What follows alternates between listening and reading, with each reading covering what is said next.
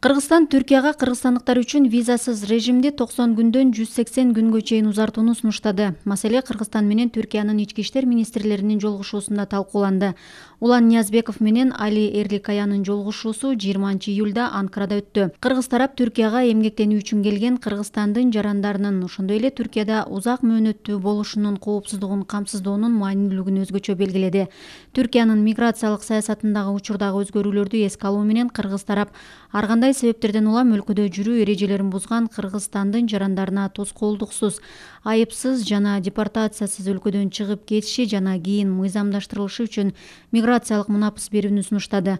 Ошондой эле Улан Ниязбеков түрк тарапка Кыргызстандын жарандары үчүн визасыз режимди 90 күндөн 180 күнгө чейин жогорулатуу, ошондой эле ички паспорттор аркылуу өз ара сапарларды жүргүзүү зарылдыгын баса белгиледи.